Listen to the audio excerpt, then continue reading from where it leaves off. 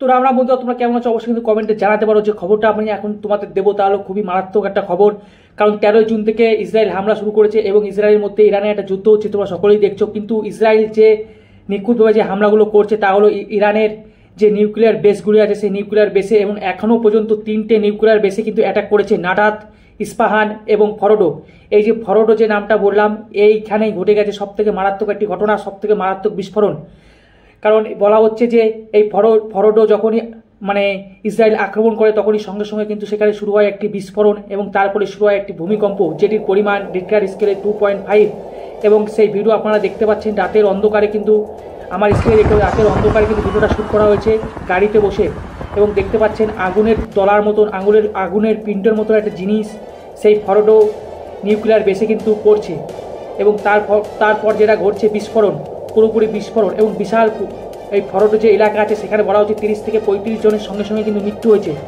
এবং যুদ্ধটা ঠিক কোন দিকে এগোচ্ছে আপনারা বুঝতে পারছেন ধীরে ধীরে।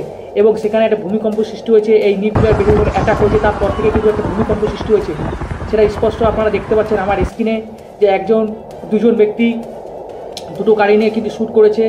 যে রাতের অন্ধকারে দেখতে পাচ্ছেন একটি অগ্নিপিণ্ড সেটি ফরডো নিউক্লিয়ার বেসে কিন্তু আঘাত আনছে এবং তার ফলে কিন্তু একটা বিস্ফোরণ ঘটছে এবং বিস্ফোরণের ফলে একটি ভূমিকম্প সৃষ্টি হয়েছে ইরানে।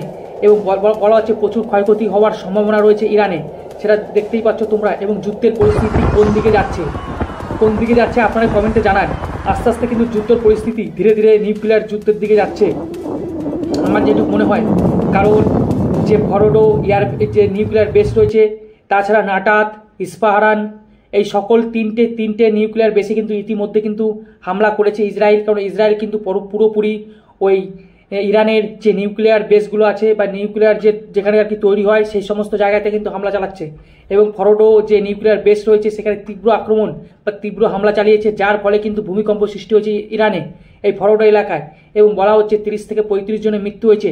সেই ভিডিও আমার স্ক্রিনে দেখতেই পাচ্ছেন যে কী করে একটি অগ্নিপিণ্ড এসে ঠিক করে একদম সঠিক নির্দিষ্ট স্থানে কিন্তু হামলা করছে।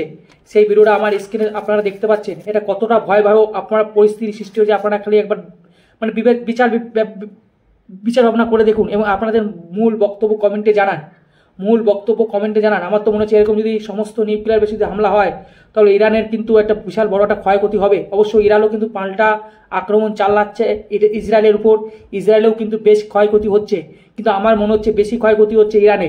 কারণ ইসরায়েল যেহেতু বেছে ইরানের নিউক্লিয়ার যে বেসগুলো আছে সেই সমস্ত এলাকায় কিন্তু আক্রমণ করছে, যার ফলে কিন্তু একটা তেজস্ক্রিয় যে বিকরণ, সে তেজস্ক্রিয় বিকরণ কিন্তু সৃষ্টি হতে পারে এবং তা কিন্তু ছড়িয়ে পড়তে পারে পৃথিবীর সমস্ত দেশে। যে পার্শ্ববর্তী দেশগুলো আছে সে সমস্ত পার্শ্ববর্তী দেশে কিন্তু ছড়িয়ে পড়তে পারে।